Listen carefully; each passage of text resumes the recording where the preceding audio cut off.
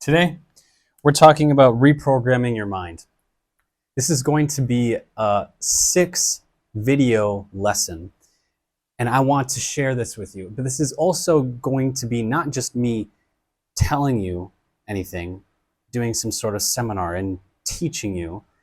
This is going to require you to work and to actually thinking about what your life is like, and through these various aspects that I'm going to guide you through inside of reprogramming your mind. This is going to require you to journal, to reflect, to think about your life's experiences, your beliefs, and things of the sort that we will dive into. When we are talking about reprogramming the mind, it is one of the most difficult things to do for humans. Because let's just look at it like this. When we are raised in our life, in our upbringing, we have certain parameters. You could call these indoctrinations.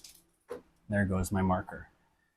This is indoctrination, and basically you are being programmed through society, and that is with, let's use a different color here. That's with your parents, for most of all, your siblings, if you have any, your classmates, basically they're called peers, right? Those of similar age to you. Then you also have your teachers. And then you have the influencers and people you look up to. But this is where you are basically getting indoctrinated the most, because these are people that are around you. This is just like Dora the Explorer and, the guy that did the Blues Clues. Steve was his name. And yeah, these influencers also have a big impact on us. But the way that we look at this is where we get indoctrinated. And people in our life at this time had no intentional thing to make you the way you are today. There is no purpose in making you who you are today. It's just a collection of things, and also collection of beliefs that came onto you that is just very normal as a human. So many of us are like this today, where we're getting down on ourselves, where we're getting upset, where we're having these self-sabotaging tendencies, these guilts, these shames, the things where we procrastinate, we're inconsistent, we're not disciplined, and basically all of it comes down to, at the core, of not feeling enough. And that has to do with your upbringing. It really does, but because the past is such, doesn't mean you have to make it true today. The past does not equal the future. It does not determine the future. Realize this, that yes, your experiences from the past are here, are there, but your memory in your mind, these are things that are very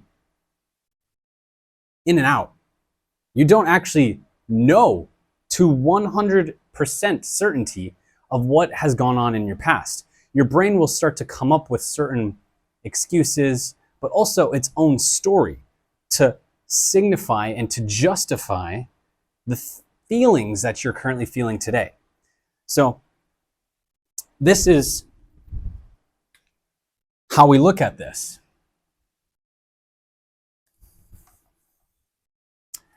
If you are familiar with a thermometer, more or less a thermostat, most people have these in their homes. This is the internal temperature that the house will keep itself at, right? So it's one of those boxes that your dad says, don't touch the thermostat, right? One of those things.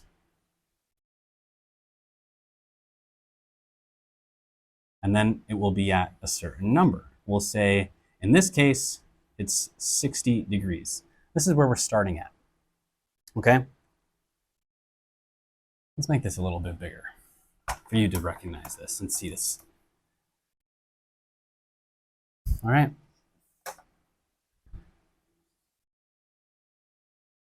So we have the internal thermostat. And this thermostat is basically what we could call a paradigm. Okay? So your internal paradigm from all of your experiences in your life have led you to being at 60 degrees. Okay? This 60 degrees is basically who you are today. We'll just classify it as a number. The amount of finances that you're conditioned to be okay with, the amount of friends that you're conditioned to be okay with, the amount of success in your career that you're conditioned to be okay with, and your feelings of who you are and your character, okay? So we can classify this as 60. Now, when we look at this as 60, what happens when you say maybe all of a sudden you lose your job and you lose a few friends, all of a sudden your money's gone down, right? So what happens is internally, I'll show you what happens, right? So what happens on the outside though, right away, is you'll get down to a 55, let's say. Okay? This could be a huge, big feeling for you. And somehow, in some way, your core foundation of who you are, your standards, will raise itself. You know those times where you all of a sudden were late? Let's think back to class in your school, if you went to school, right? And maybe you dropped out, but think about in class when you're about to have an assignment due for a class, right? This assignment was maybe due one day before, okay? And the night of, you're like, oh shit, I need to get this done.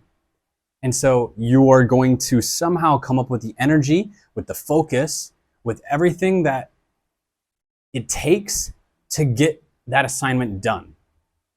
The same works for your lifestyle. So you're now at a 55. Because you're at a 55, your standards of what you're used to is at a 60. So this 60 means that, well, I'm not going to get coffee anymore. I'm not going to go out with my friends anymore. I'm going to stay in, like say you're needing to save some more money. Like these are things that you're already thinking about that just happen.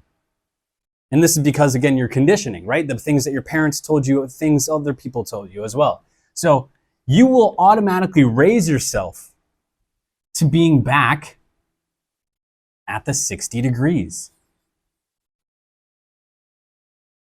Because you did the things of not hanging out with your friends, maybe not drinking as much, maybe studying in a little more, whatever it is, whatever the case is. And the same thing for if you are, maybe life's going really well, you're happy, you have a girlfriend, you have a boyfriend, you have a great job, things are amazing in life. Your core is at a 60, right? But now, all of a sudden, things are going really well. And you're happy, right? All these things. Now we'll say you're at a 65. Amazing. It's so amazing. You're making more money. You got a raise. So, what happens now?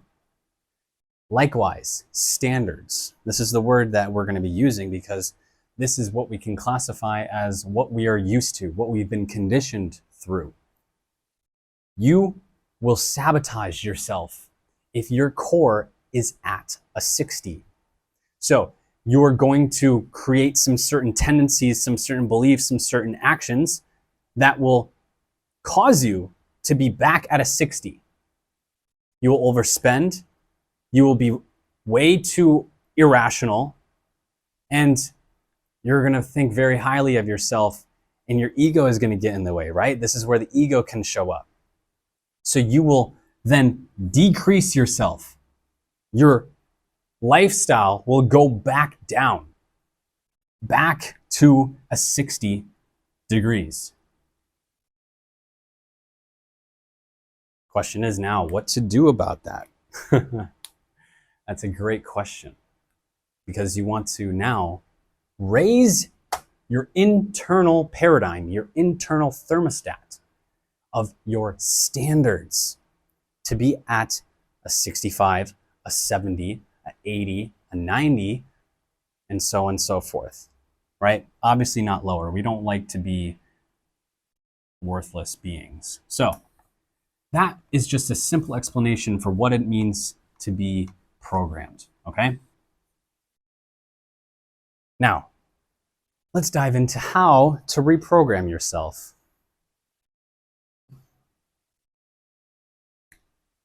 One of the things that's really, really important is feelings and emotions. When we have feelings and emotions that go on in our daily life, well, because they always happen, you're never going to get around it. And you can't be so fine-tuned with just very structured life of articulation and what's the word? With the way that you use words and you just express without having any emotion behind it. Okay? Now, you actually have certain habitual emotions. So what does that mean? Every single day, every single week, you're going through a series of emotions that are consistent, that are consistently showing up in your life. So what you need to do right now is to take out your journal, and maybe after I explain this, then you can pause and take a look at this, okay? So what we have is we have positive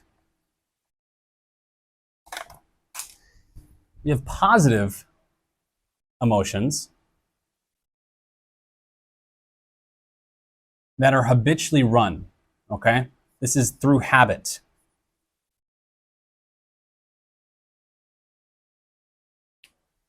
And then we also have negative emotions. These show up on a consistent basis, daily, hourly, weekly, monthly. And they're just there all the time. Same thing for the negative ones. So what I want you to do is write down 5 and 5 in your journal, wherever you would like to write this down. You have to be so clear about what emotions and feelings that you're expressing without even realizing it on a habitual basis, okay? So for example, positive ones could be happy, could be joy, could be gratitude, could be love, okay? So you have a variety of things like this. Now, when you see the negative ones, these could be overwhelm, okay, frustration, stress, anxiety, depression. You have to identify them and what is going on, okay? The biggest thing is just to be aware. You must be aware of what is going on inside of you. If you don't have that awareness, you are going to be run, again, through a programming that is not designed for you, that you did not design yourself. You are at an age where you have to take control of your life, not let others and their paradigm, their conditioning, control the way that your paradigm should be, the way that your life should be. Because you are not the same human as them. No one is the same human as each other. Me, I'm not the same as you at all. There are certain aspects, right? There's certain variables that we can say that we can relate to one another, but that's not how this goes. You have to take control of your life, take control of your emotions, but it starts with awareness. The next thing that we have to work on, and this is just getting clear on the old version of you, okay? The version of you who is in the past still, okay? Now, we have to understand 3 core beliefs that has been running your life. So core beliefs These are foundational to who you are. Now, I want you to have these beliefs be ones that are not serving you. So, one that used to run my life was a belief called that I am not smart enough. So, that's a belief. I'm not smart enough. I'm not knowledgeable enough. I don't have enough wisdom. Right? Another one could be I'm too young. Who is going to listen to me? I'm too young to do any of this. I don't have enough life experience. These beliefs have been running in my head before. Another one could be money doesn't grow on trees. That means that you can't get money easily, right? It's something that your parents probably told you. We can dive into just belief of money and just its own little episode, and that would be so much to dive into, but we're not talking about that right now. All I want you to do is get very clear on what these core beliefs are that you have in your life. Again, write them down in this journal and get to be very clear on what it is that these are.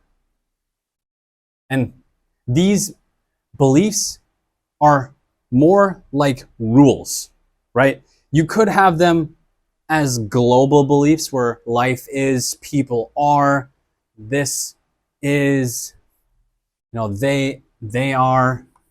That's global beliefs, but rules are like if X, then Y.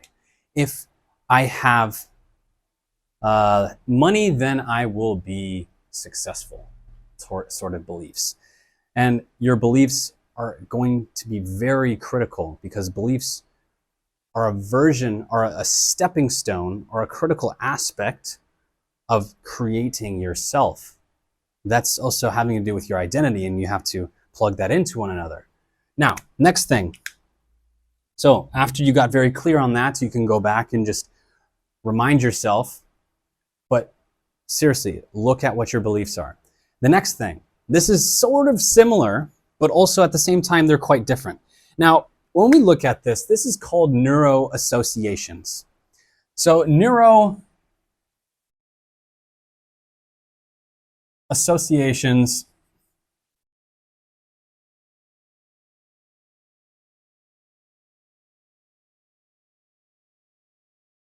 these are similar to beliefs, but not quite. They're basically meaning that you put behind something. So a neuro-association in my life is my phone. So I could have a belief, a neuro-association, that my phone gives me access to everything and I am in love with my phone and it makes me feel wonderful and I get all of the everything that I could ever get through my phone. Okay? This is maybe not a great serving, but it also, in that way that I put it in that context, it's one that is serving you. Okay? So I want you to create 2 of these neuro-associations, 3, as many as possible. Let's just say 3 for now. Okay? So write down 3 neuro-associations. I'm going to give you some more examples. Another one could be, in my life, ice bath. I love ice bath, but most people don't like ice bath. But not just specifically ice bath, ice cold temperature. This thing of ice cold temperature, I give meaning to that. Most people, when they hear ice cold temperature, they get cold. They're like, oh, I don't like the cold. Oh, I don't like the cold. Oh. But for me, when I hear the cold, I think of empowerment, a change in your physiology. I think of getting stronger. I think of my skin getting more fine-tuned because I know all the benefits behind cold exposure therapy. But most people don't. And so this belief, the meaning that I have behind being inside of cold temperatures, I get more energy from. This is the meaning that I get it. So anytime I'm inside of the cold, it's something that serves me. Another one could be dance. Maybe some people have this belief, this neuro-association of dance, right? So if I'm going to be dancing, some people might think, oh, you're gay. or you're so weird. Oh, you're too feminine, whatever it is, right? These are neuro-associations around dance.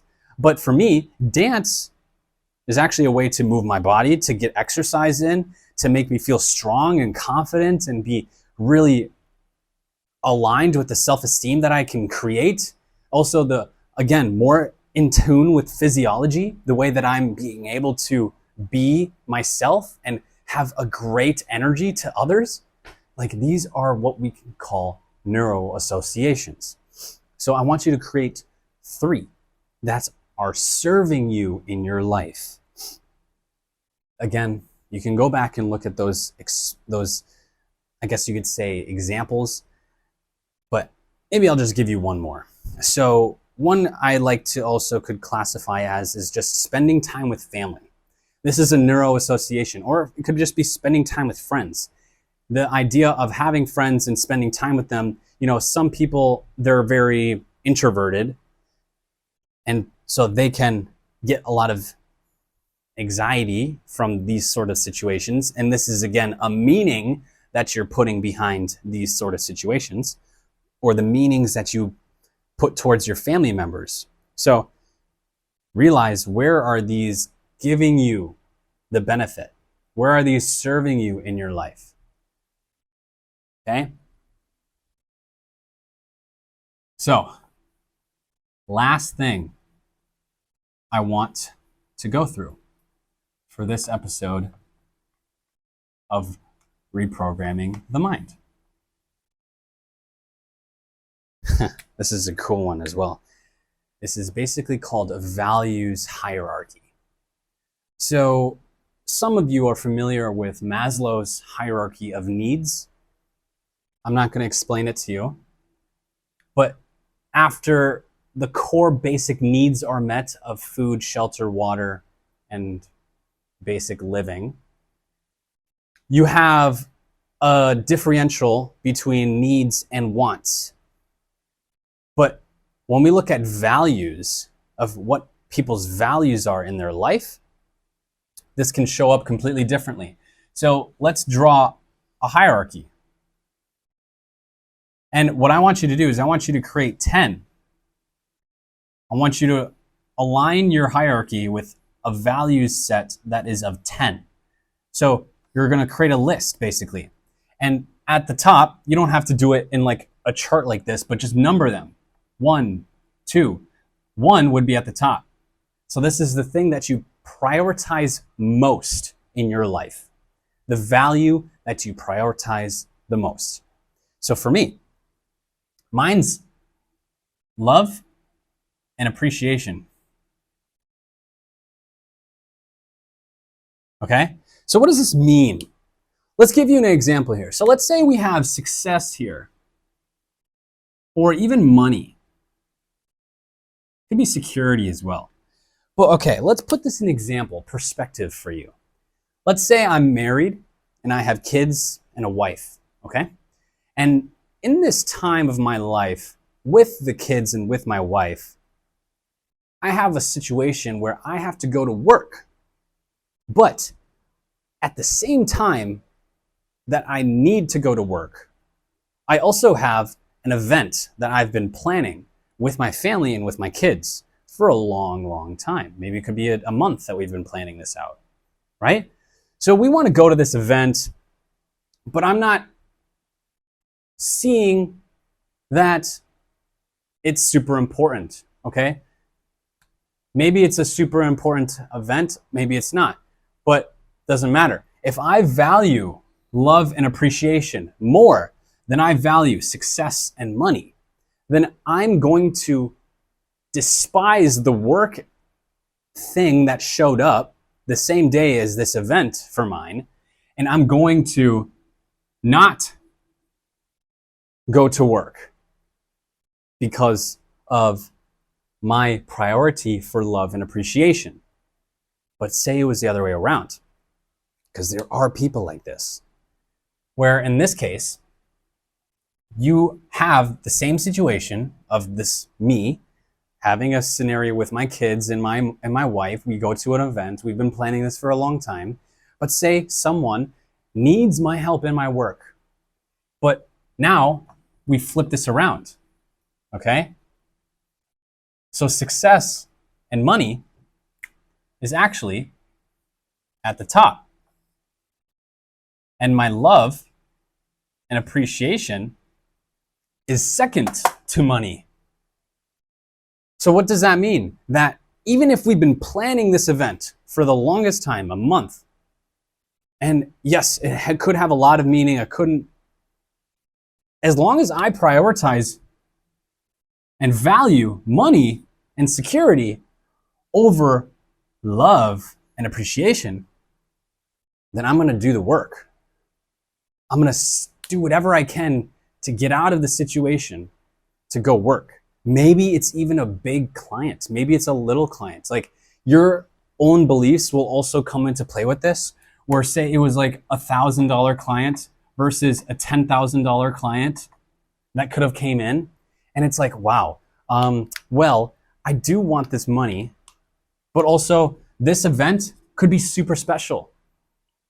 Maybe it was your wife's parents' funeral, something like this, right? You need to go to these certain events, but also, do you need the money? So this is what you need to do. You just need to come up with your values hierarchy. You need to look at your life and say, well, I have a bunch of different values, of course, that I care about. And I need to figure out what is most important to me. What is most important to me in my life right now, right? So 1, 2, 3, 4, 5. And you are going to take action based on whichever one is first or above. So, for my example, my life situations was love, appreciation, right? This one was fun and adventure. This one was peace. This one was well-being. And maybe this one was security. Okay, so I have love, appreciation, fun and adventure, peace, well-being, and then security. I want to feel like I'm secure, well off, I have something in the bank account, I have money going on. Now, I want you to do this in two different ways. Where what is your lifestyle currently? And then also what it needs to be. What you need it to be, as in this one should be first or this one should be last. Where should the order be rearranged? I want you to first look at what it is currently and then what it needs to change to be. So, that is everything that I can share with you for this brief introduction to reprogramming the mind.